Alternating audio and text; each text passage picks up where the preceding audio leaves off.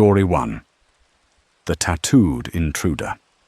The whole ordeal began in July of last year, a sweltering month made infinitely worse by the fact that my house was grappling with some pretty catastrophic electrical problems.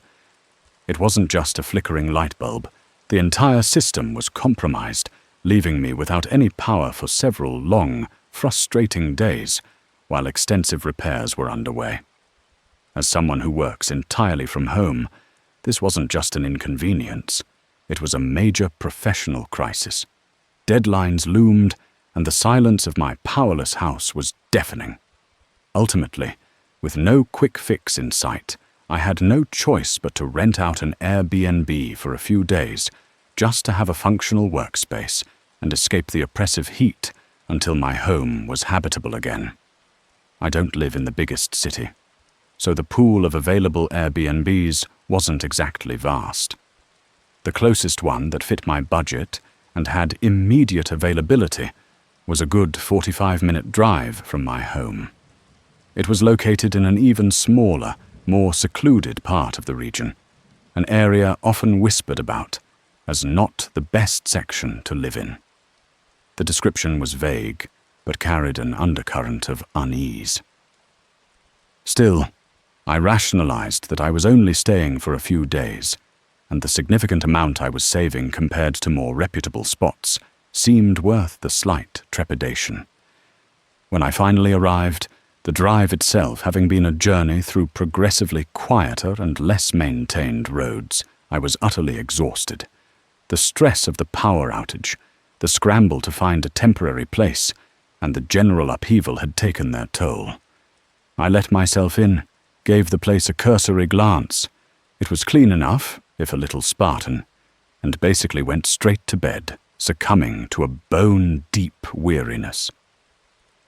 The next morning, I was up early, determined to make up for lost time. I found a small desk, began setting up my laptop, and started organizing my virtual workspace. Just as I was about to log into my first meeting, a sharp knock echoed from the front door. I hesitated. It wasn't my house, and I wasn't expecting anyone. My mind briefly conjured an image of a friendly host checking in. So, with a sigh, I went to the door and peered through the peephole.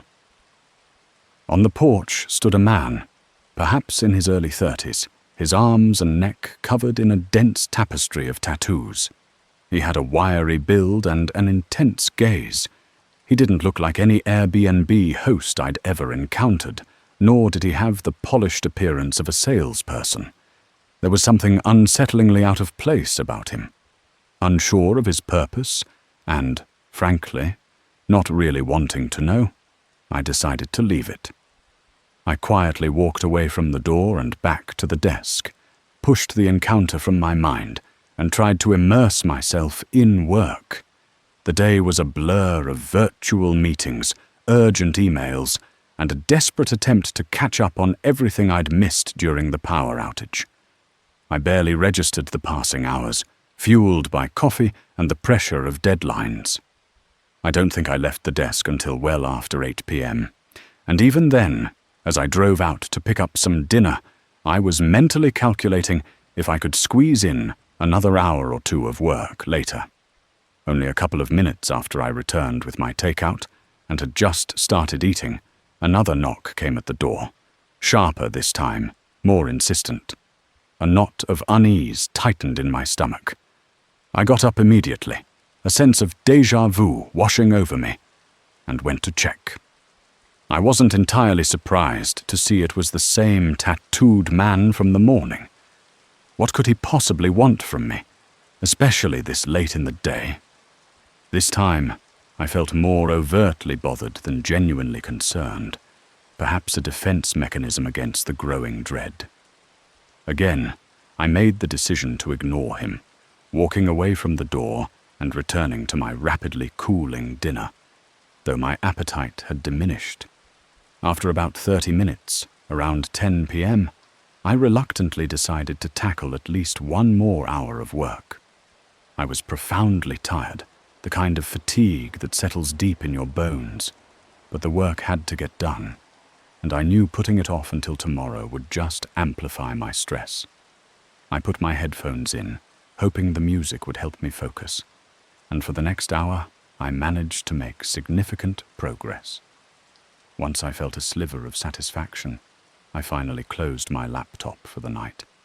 It was only then, with the bright glow of the screen extinguished, that I realized how profoundly dark the house had become. My laptop screen, I guess, had been the only substantial light source I'd had on in the living area. I got up and went to the front hallway, reaching for the light switch. As I flicked it on, a chill, sharp and visceral, instantly rushed through me, raising goosebumps on my arms. Trailing down the front hallway, illuminated by the sudden light, were faint but unmistakable muddy shoe prints. My heart began to hammer against my ribs. Looking around frantically, I saw they were all over the place. A messy track leading from the direction of the back of the house, even going right up behind the very desk I had been working at for hours, oblivious. A wave of pure, sickening terror washed over me. I slowly, cautiously, followed the prints as they led me down a short corridor to the back door. It was cracked open, a sliver of the dark night visible beyond. I don't even know how to describe the vortex of emotions I was feeling. It was just pure, unadulterated horror. My mind struggled to comprehend how someone could have been in the house, so close, without me knowing. Only moments after this horrifying discovery, as I stood frozen near the back door, footsteps began to creak from the stairs leading down from the upper floor. They were slow, deliberate, and careful, each step amplifying the dread coiling in my stomach. When they reached the bottom, the man from the porch, the tattooed man, peered out into the hallway. His eyes, easily distinguishable even in the dim light, locked directly onto mine. He looked surprised, genuinely startled to see me walking around, and not, presumably, asleep or otherwise occupied. But that surprise was fleeting, quickly morphing into an expression of raw rage. His face, which had previously seemed impassive, now contorted with undisguised irritation and anger. I opened my mouth, intending to scream, to say something, anything, but no words came out. My throat felt constricted, my heart pounding like a drum in my chest, threatening to burst. In that split second of paralyzing fear, my survival instinct kicked in. I turned right back around and sprinted out the open back door, my feet barely touching the ground. I ran blindly through the unfamiliar backyard and into a dense patch of trees that stood far behind the houses, the darkness swallowing me. Gasping for breath, I crouched behind a thick tree trunk, fumbling for my phone. My hands were shaking so violently I could barely operate it. I started to dial 911, but then I heard them. The heavy thud of footsteps running, crashing through the undergrowth, coming directly toward me. I didn't expect him to follow me out here. I quickly silenced my phone and held my breath, pressing myself further against the rough bark. Luckily, perhaps because of the darkness or my stillness, they passed by my hiding spot without seeing me, the sound of his pursuit continuing out into the deeper darkness. Once I was certain he was gone, or at least further away, I managed to get in contact with the police.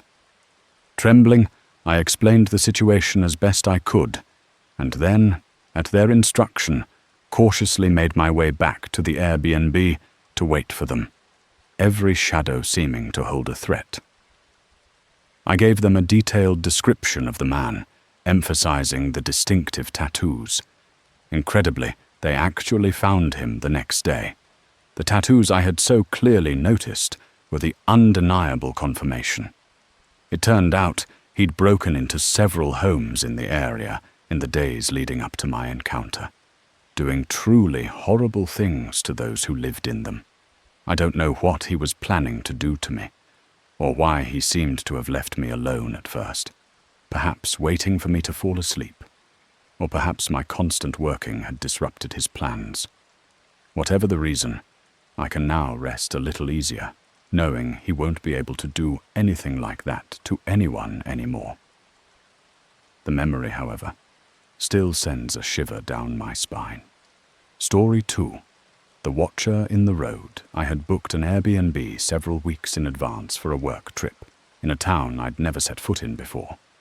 A significant client I was scheduled to meet for a crucial business discussion lived in the area.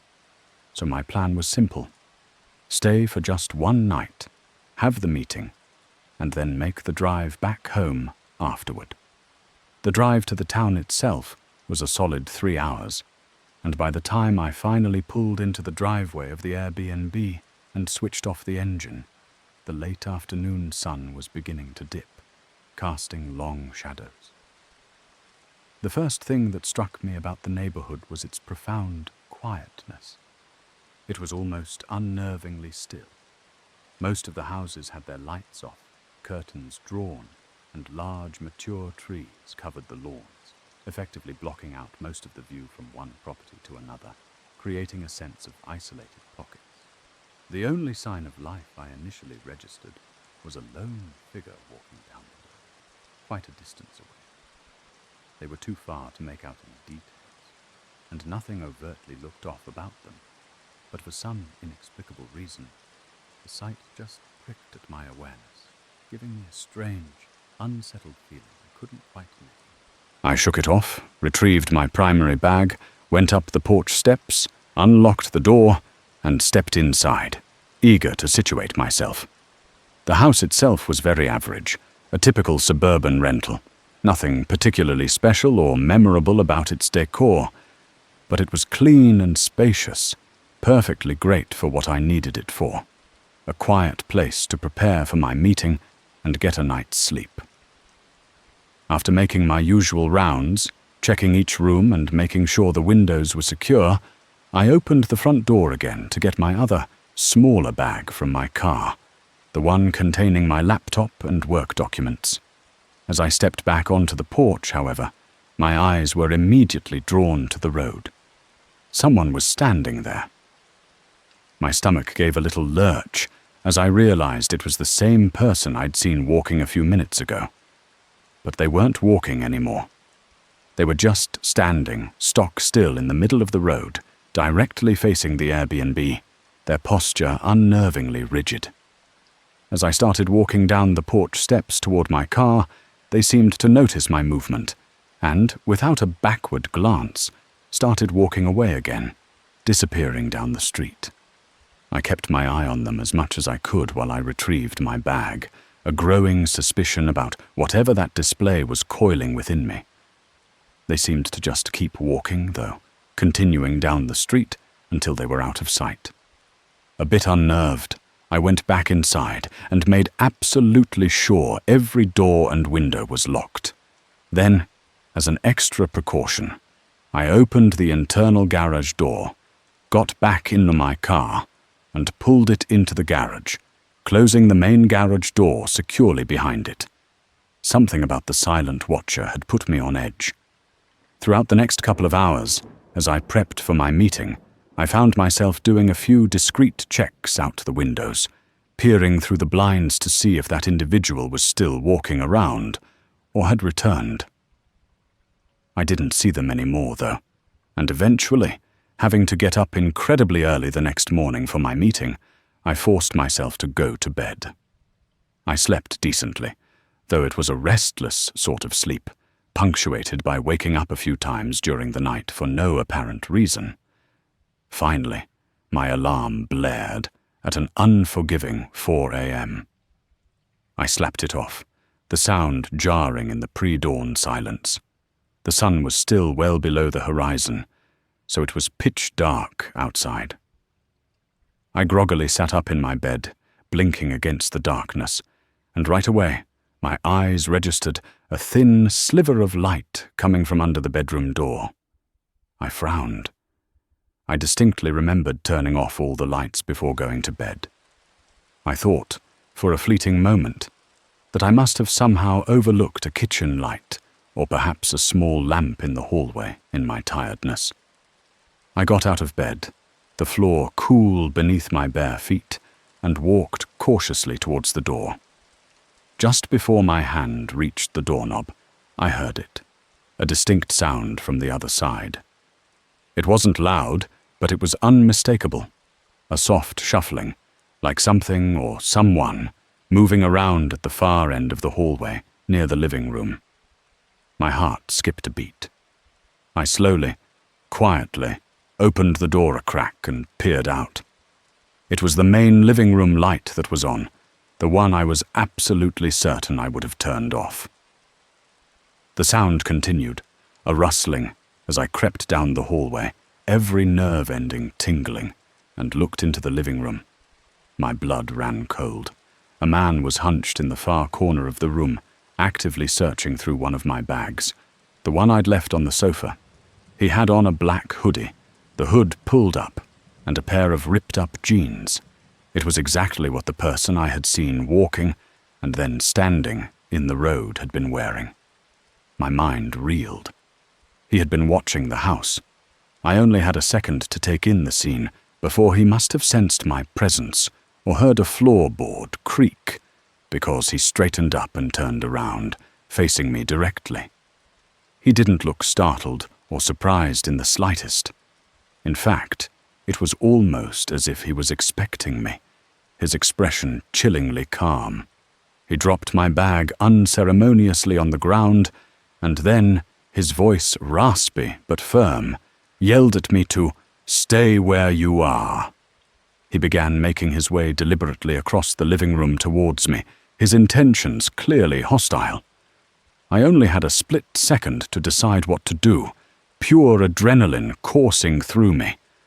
I spun on my heel and ran back towards the bedroom, slamming the heavy wooden door shut just a fraction of a second before he reached it. He rammed into it with considerable force, the impact shuddering through the frame, and then I heard him kick it violently. He started jiggling the doorknob, then messing with the lock on the other side, trying to force it open. My mind raced. Thinking quickly, with panic clawing at my throat, I scrambled to the bedroom window, fumbled with the latch, and managed to wrench it open. My mind raced. Thinking quickly, with panic clawing at my throat, I scrambled to the bedroom window, fumbled with the latch, and managed to wrench it open. Without a second thought, I jumped out, landing somewhat awkwardly on the soft grass below, and ran as fast as I could away from the house and into the darkness of a neighboring yard. By the time I was able to compose myself enough to call the police, and they finally arrived, the man wasn't in the house anymore. My bags, including my laptop and all my work documents, were gone too, of course. But the detail that made my skin crawl the most, that made me truly realize how close a call it had been, was that the bedroom door was now wide open. He had managed to pick the lock and had gotten in.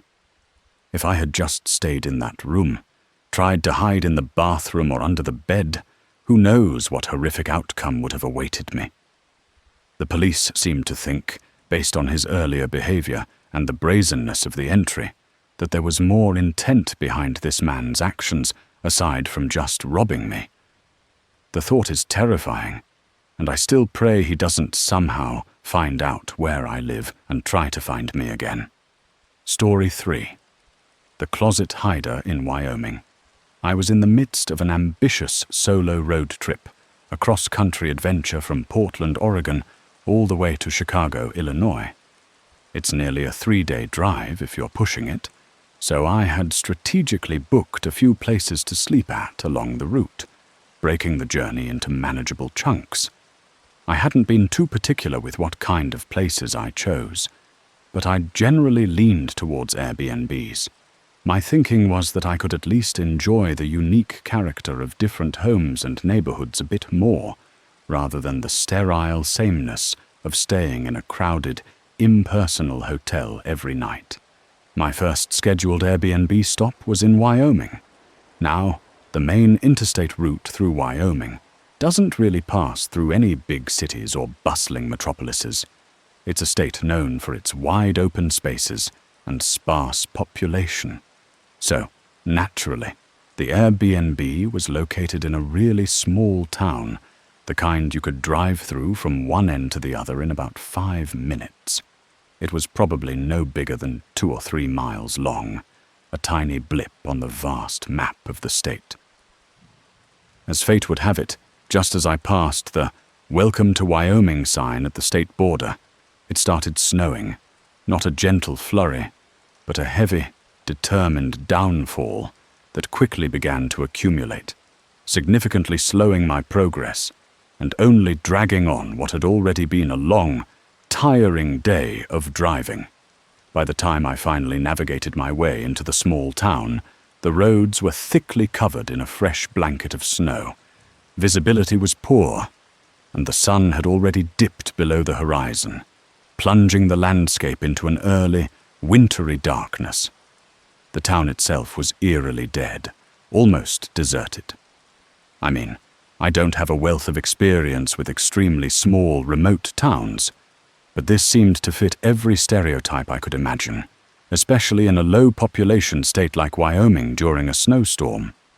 I had harbored a faint hope that there might be a McDonald's or some other familiar fast food joint where I could grab a quick, warm dinner, but it became very clear, very quickly, that such conveniences were not going to be found here.